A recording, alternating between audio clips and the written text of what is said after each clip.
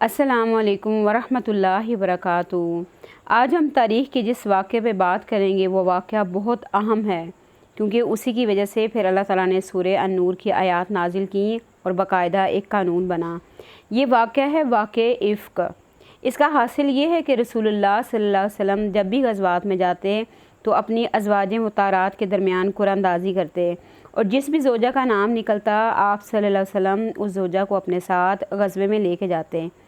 غزوہ بنو مستلق پہ جاتے ہوئے آپ صلی اللہ علیہ وسلم نے ازواج مطہرات کے درمیان پھر قرآن اندازی کی۔ اس غزوے میں قرہ حضرت عائشہ رضی اللہ عنہا کے نام کا نکلا۔ آپ صلی اللہ علیہ وسلم انہیں اپنے ساتھ لے گئے۔ غزوے سے واپسی پر ایک جگہ پڑاؤ ڈالا۔ حضرت عائشہ اپنی حاجت کے لیے گئیں اور اپنی بہن کا ہار جسے وہ ساتھ لے گئی تھی کھو بیٹھی۔ احساس ہوتے ہی فوراً اس جگہ واپس آئیں جہاں ہار غائب ہوا تھا۔ اسی دوران وہ لوگ بھی آگے جو آپ کا ہودج اونٹ پر لادا کرتے تھے۔ انہوں نے سمجھا کہ آپ ہودج کے اندر ہی تشریف فرما ہیں، اس لیے اسے اونٹ پر لا دیا اور ہودج کے ہلکے پن پر نہ چونکے، کیونکہ حضرت عائشہ رضی اللہ عنہا ابھی نو عمر تھیں، بدن موٹا اور بوجھل نہ تھا، نیز کیونکہ کئی آدمیوں نے مل کر ہودج اٹھایا تھا اس لیے بھی ہلکے پن پر تعجب نہ ہوا۔ اگر صرف ایک یا دو آدمی اٹھاتے تو انہیں ضرور محسوس ہو جاتا۔ بہرحال حضرت عائشہ ڈھونڈ کر جب قیام گاہ پر پہنچی تو پورا لشکر وہاں سے جا چکا تھا۔ اب میدان بالکل خالی پڑا تھا، نہ کوئی پکارنے والا تھا نہ جواب دینے والا۔ وہ اس خیال سے وہیں بیٹھ گئیں کہ لوگ انہیں نہ پائیں گے تو پلٹ کر وہیں تلاش کرنے آئیں گے، لیکن اللہ اپنے امر پر غالب ہے، وہ بالائے عرش دو تدبیر کرتا ہے۔ چنانچہ حضرت عائشہ کی آنکھ لگ گئی اور وہ سو گئیں۔ پھر صفوان بن معطل رضی اللہ عنہ کی یہ آواز سن کر بیدار ہوئیں، انا للہ و انا الیہ راجعون۔ رسول اللہ صلی اللہ علیہ وسلم کی بیوی، وہ پچھلی رات کو چلے آ رہے تھے، صبح کو اس جگہ پہنچے جہاں پہ آپ موجود تھیں۔ انہوں نے جب حضرت عائشہ کو دیکھا تو پہچان لیا، کیونکہ وہ پردے کا حکم نازل ہونے سے پہلے انہیں دیکھ چکے تھے۔ انہوں نے انا للہ پڑھی اور اپنی سواری بٹھا کر حضرت عائشہ کے قریب کر دی۔ حضرت عائشہ اس پر سوار ہو گئیں۔ حضرت صفوان نے انا للہ کے سوا زبان سے ایک لفظ بھی نہ نکالا، چپ چاپ سواری کی نکیل تھامی اور پیدل چلتے ہوئے لشکر میں آ گئے۔ یہ ٹھیک دوپہر کا وقت تھا اور لشکر پڑاؤ ڈال چکا تھا۔ انہیں اس کیفیت کے ساتھ آتا دیکھ کر مختلف لوگوں نے اپنے اپنے اندازے پر تبصرہ کرنا شروع کر دیا، اور اللہ کے دشمن خبیث عبداللہ بن ابی کو بھڑاس نکالنے کا ایک اور موقع مل گیا۔ یہ وہی عبداللہ بن ابی ہے جب آپ صلی اللہ علیہ وسلم مدینہ ہجرت کر کے آئے تھے تو اس کی تاج پوشی ہونی تھی، کیونکہ اسلام اس چیز کو پسند نہیں کرتا تو اس کی تاج پوشی رک گئی تھی، تو اس کے اندر اس وقت سے آپ صلی اللہ علیہ وسلم کے خلاف نفرت اور بغض سے بھرا ہوا تھا۔ چنانچہ اس کے پہلو میں نفاق اور حسد کی چنگاری سلگ رہی تھی، اس کو بھڑکانے میں اس کو موقع مل گیا۔ اس نے تہمت تراش کر واقعات کے تانے بانے بننا شروع کر دیے اور تہمت کے خاکے میں رنگ بھرنا شروع کر دیے، اسے پھیلانا اور بڑھانا شروع کر دیا۔ اس کے ساتھی بھی اس بات کو بنیاد بنا کر اس کا تقرب حاصل کرنے لگے، اور جب مدینہ آئے تو اس تہمت تراشوں نے خوب جم کر پروپیگنڈا کیا۔ ادھر رسول اللہ صلی اللہ علیہ وسلم خاموش تھے، کچھ بول نہیں رہے تھے، لیکن جب لمبے عرصے تک وحی نہ آئی تو آپ صلی اللہ علیہ وسلم حضرت عائشہ سے علیحدگی کے متعلق اپنے خاص صحابہ سے مشورہ کیا۔ حضرت علی رضی اللہ عنہ نے صراحت کیے بغیر اشاروں میں مشورہ دیا کہ آپ ان سے علیحدگی اختیار کر کے کسی اور سے شادی کر لیں، لیکن حضرت اسامہ نے مشورہ دیا کہ آپ انہیں اپنی زوجیت میں برقرار رکھیں اور دشمنوں کی بات پر کان نہ دھریں۔ اس کے بعد آپ صلی اللہ علیہ وسلم نے ممبر پر کھڑے ہو کر عبداللہ بن ابی کی ایذا رسانیوں سے نجات دلانے کی طرف توجہ دلائی۔ اس بعد حضرت سعد بن معاذ اور حضرت اسید بن خزیر نے اس کے قتل کی اجازت چاہی، لیکن حضرت سعد بن عبادہ جو عبداللہ بن ابی کے قبیلے خزرج کے سردار تھے، قبائلی حمیت غالب آ گئی۔ دونوں حضرات میں تلخ کلامی ہو گئی، جس کے نتیجے میں دونوں قبیلے بھڑک اٹھے۔ رسول اللہ صلی اللہ علیہ وسلم نے خاصی مشکل سے انہیں خاموش کیا، پھر خود بھی خاموش ہو گئے۔ حضرت عائشہ کا حال یہ تھا کہ وہ غزوے سے واپس آتے ہی بیمار پڑ گئیں اور 1 مہینے تک مسلسل بیمار رہیں۔ انہیں اس تہمت کے بارے میں کچھ بھی علم نہ تھا، البتہ انہیں یہ بات کھٹکتی رہتی تھی کہ بیماری کی حالت میں رسول اللہ صلی اللہ علیہ وسلم کی طرف سے جو لطف اور عنایت ہوا کرتی تھی وہ نظر نہیں آ رہی تھی۔ بیماری ختم ہوئی تو ایک رات مستہ کے ہمراہ قضائے حاجت کے لیے میدان میں گئیں۔ اتفاق سے مستہ اپنی چادر میں پھنس کر پھسل گئیں اور اس پر انہوں نے اپنے بیٹے کو بد دعا دی۔ اس حرکت پر حضرت عائشہ نے انہیں ٹوکا کہ کوئی اپنے بیٹے کو بھی بد دعا دیتا ہے۔ اس پر انہوں نے اپنے بیٹے کا حال حضرت عائشہ کو بتلا دیا کہ میرا بیٹا بھی اس پروپیگنڈے میں شامل ہے، اس تہمت میں شامل ہے، جس کا واقعہ انہوں نے حضرت عائشہ کو کہہ سنایا۔ حضرت عائشہ نے واپس آ کر اس خبر کا ٹھیک ٹھاک پتہ لگانے کی غرض سے رسول اللہ صلی اللہ علیہ وسلم سے والدین کے پاس جانے کی اجازت چاہی۔ پھر اجازت لے کر والدین کے پاس تشریف لے گئیں اور صورتحال کا یقینی طور پر علم ہو گیا تو بے اختیار رونے لگیں۔ پھر 2 راتیں اور 1 دن روتے روتے گزر گیا۔ اسی دوران نہ نیند آئی اور نہ آنسوؤں کی جھڑی رکی۔ وہ محسوس کرتی تھیں کہ روتے روتے کلیجہ شک ہو جائے گا۔ اسی حالت میں رسول اللہ صلی اللہ علیہ وسلم تشریف لائے، کلمہ شہادت پر مشتمل خطبہ پڑھا اور فرمایا کہ اے عائشہ، مجھے تمہارے متعلق ایسی اور ایسی بات کا پتہ لگا ہے، اگر تم اس سے بری ہو تو اللہ تعالیٰ عنقریب تمہاری برات ظاہر فرما دے گا، اور اگر خدا نخواستہ تم سے کوئی گناہ سرزد ہو گیا ہے تو تم اللہ تعالیٰ سے مغفرت مانگو اور توبہ کرو، کیونکہ بندہ جب اپنے گناہ کا اقرار کر لے، اللہ کے حضور توبہ کرتا ہے تو اللہ تعالیٰ اس کی توبہ قبول فرما لیتا ہے۔ تو اس وقت حضرت عائشہ فرماتی ہیں کہ ایک دم میرے آنسو تھم گئے، اب انہیں آنسوؤں کا ایک قطرہ بھی محسوس نہیں ہو رہا تھا۔ انہوں نے کہا کہ اللہ کے رسول، آپ بھی، یعنی آپ کو بھی مجھ پہ یقین نہیں ہے۔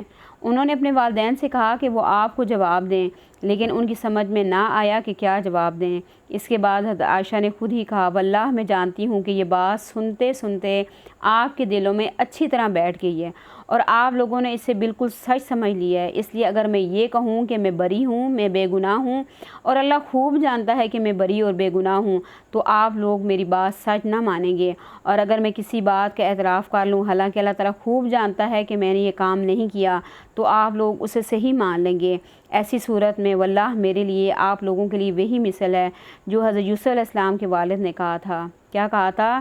فصبر جمیل واللہ المستعان علی ما تصفون، صبر ہی بہتر ہے اور تم لوگ جو کچھ کہتے ہو اس پر اللہ کی مدد مطلوب ہے، یعنی اللہ تعالیٰ اس بات پہ گواہ ہیں کہ میں نے یہ کام نہیں کیا۔ اس کے بعد حضرت عائشہ دوسری طرف جا کر لیٹ گئی اور حضرت عائشہ فرماتی ہے کہ میں سوچ رہی تھی کہ اللہ کے رسول کو خواب آئے گا اور خواب میں میری برات ظاہر ہو جائے گی، لیکن اسی وقت رسول اللہ صلی اللہ علیہ وسلم پر وحی کا نزول شروع ہو گیا۔ پھر جب آپ صلی اللہ علیہ وسلم نزول وحی کی شدت و کیفیت سے ختم ہوئی تو آپ مسکرا رہے تھے، اور آپ نے پہلی بات جو فرمائی وہ یہ تھی کہ اے عائشہ، اللہ نے تمہارے برات ظاہر کر دی ہے۔ اس پر خوشی سے ان کی ماں بولیں، عائشہ حضور کی جانب اٹھو اور شکریہ ادا کرو۔ انہوں نے اپنے دامن کی برات اور رسول اللہ صلی اللہ علیہ وسلم کی محبت پر اعتماد اور وثوق کے سبب قدر ناز کے انداز میں کہا، واللہ میں تو ان کی طرف نہ اٹھوں گی اور صرف اللہ کی حمد و ثنا بیان کروں گی۔ اس موقع پر واقع عفت کے متعلق جو آیات اللہ تعالیٰ نے نازل فرمائیں وہ سورہ نور کی 10 آیات ہیں۔ سورہ نور، بسم اللہ الرحمن الرحیم، سورۃ انزلناہا وفرضناہا، یہ ایک سورت ہے جس کو ہم نے نازل کیا اور اسے ہم نے فرض کیا ہے، اور ہم نے صاف صاف ہدایات نازل کی ہیں شاید کہ تم سبق لو۔ زانیہ عورت اور زانی مرد دونوں میں سے ہر ایک کو 100 کوڑے مارو، اور ان پر ترس کھانے کا جذبہ اللہ کے دین کے معاملے میں تم کو دامن گیر نہ ہو۔ اگر تم اللہ تعالیٰ اور روز آخرت پر ایمان رکھتے ہو اور ان کو سزا دیتے وقت اہل ایمان کا ایک گروہ موجود رہے۔ زانی نکاح نہ کرے مگر زانیہ کے ساتھ یا مشرکہ کے ساتھ، اور زانیہ کے ساتھ نکاح نہ کرے مگر زانی یا مشرک، اور یہ حرام کر دیا گیا ہے اہل ایمان پر۔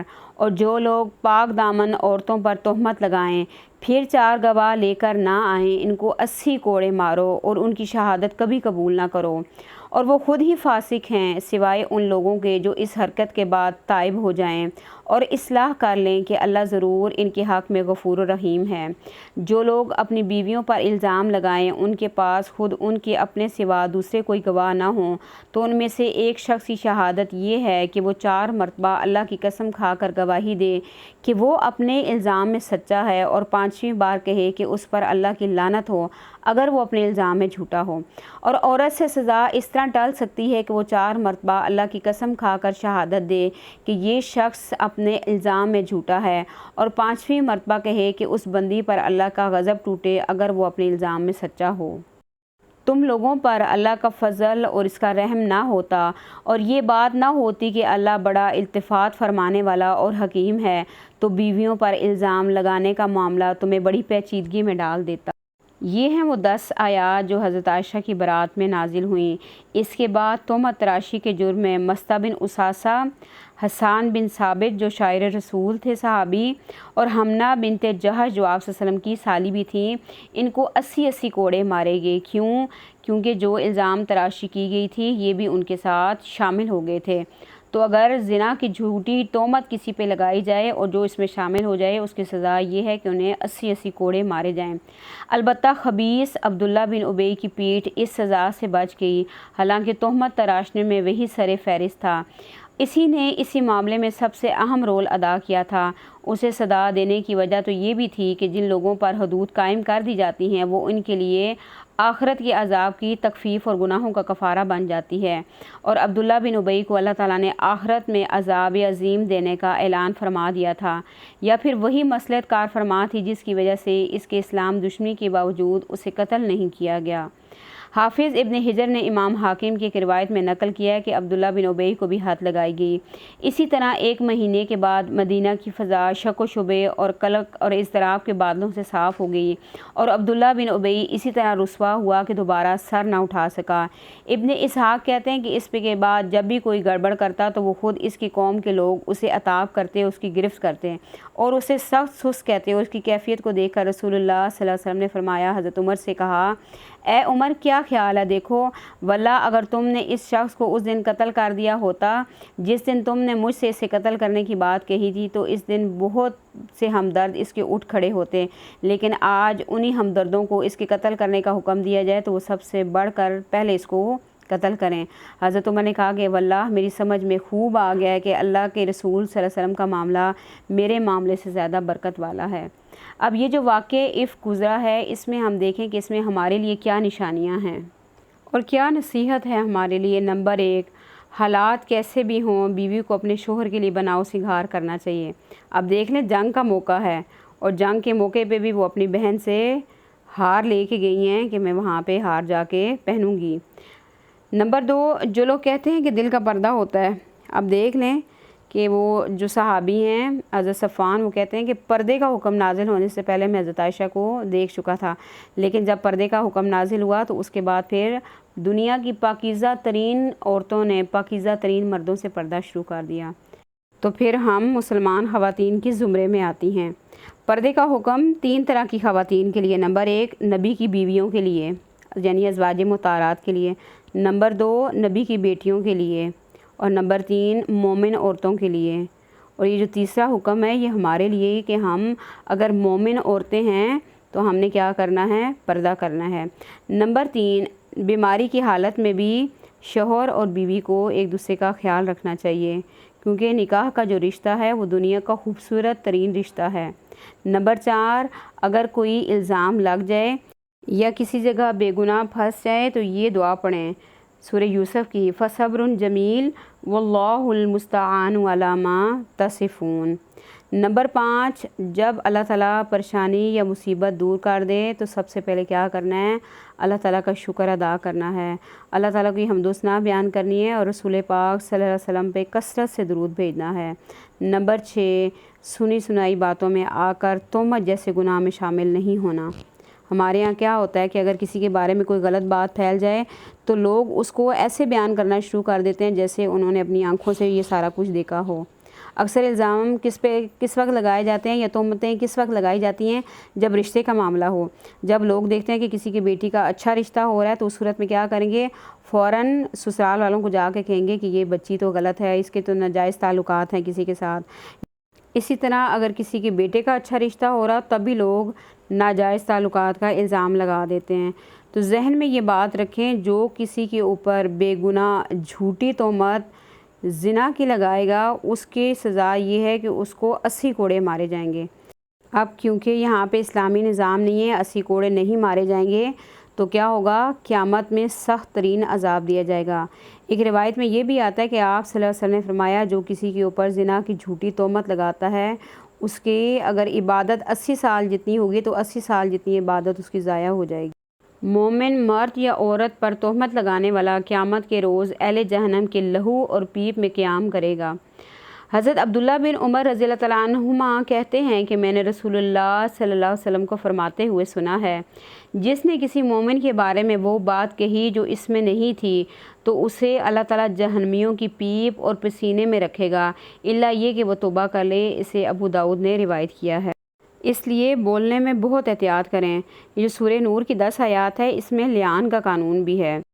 لعان کے قانون میں ایک واقعہ ملتا ہے کہ ایک صحابی نے اپنی زوجہ کو کسی اور مرد کے ساتھ ناجائز حالت میں دیکھ لیا تھا، تو وہ اللہ کے رسول کے پاس ہے کہ اللہ کے رسول، میں نے اپنی بیوی کو فلاں شخص کے ساتھ ایسی اور ایسی حالت میں دیکھا ہے۔ تو آپ صلی اللہ علیہ وسلم نے فرمایا، کیا آپ کے پاس 4 گواہ ہیں؟ تو نے کہا کہ اللہ کے رسول، میں نے اپنی آنکھوں سے دیکھا ہے، میرے پاس 4 گواہ نہیں ہیں۔ اس حدیث سے اس بات کا بھی اندازہ لگا لیں کہ کتنی بولنے میں احتیاط کرنی چاہیے کہ اللہ کے رسول ان سے فرما رہے ہیں کہ آپ کے پاس 4 گواہ ہیں، یعنی اپنی آنکھوں سے دیکھ لیا تو 4 گواہ بھی لانے ہوں گے، ورنہ یہ بات بھی نہیں کرنی۔ تو اللہ کے رسول نے فرمایا کہ آپ کے پاس اگر 4 گواہ نہیں ہیں تو آپ کو پھر یہ قسم اٹھانی پڑے گی۔ اس صورت میں ان کی جب بیوی کو بلایا گیا تو اس نے صاف انکار کر دیا اور اس نے قسم اٹھائی کہ ایسی کوئی بھی بات نہیں ہے۔ پھر آپ صلی اللہ علیہ وسلم نے حضرت عائشہ پر جو آیات نازل ہوئی تھیں اس میں لعان کا جو قانون تھا اس کے مطابق ان صحابی سے 4 دفعہ قسم اٹھوائی کہ وہ اٹھائیں اللہ کی قسم کہ وہ سچے ہیں، اور 5ویں دفعہ یہ کہیں کہ اللہ کی لعنت ہو اگر وہ اپنے الزام میں جھوٹا ہے۔ پھر ان کی زوجہ نے بھی اسی طرح 4 مرتبہ اللہ کی قسم دے کے کہا کہ یہ شخص اپنے الزام میں جھوٹا ہے، اور 5ویں دفعہ کہا کہ اس بندی پر اللہ کا غضب ہو اگر وہ اپنے بات میں جھوٹی ہے۔ تو اس کے بعد آپ صلی اللہ علیہ وسلم نے معاملہ اس بات پہ چھوڑ دیا کہ بچے کے پیدا ہونے کا انتظار کرو، اور بچے کے خد و خال دیکھ کے پتہ لگایا جائے گا کہ یہ ان صحابی کا بچہ ہے یا اسی شخص کا بچہ ہے کہ جس کے متعلق ان صحابی نے کہا تھا کہ میں نے اپنی بیوی کو اس شخص کے ساتھ ہی دیکھا تھا۔ تو جب بچہ پیدا ہو گیا تو جب اس کے خد و خال دیکھے گئے تو اس کے خد و خال اسی شخص کے اوپر تھے جس شخص کے متعلق ان صحابی نے کہا تھا کہ میں نے اپنی زوجہ کو ان کے ساتھ دیکھا تھا۔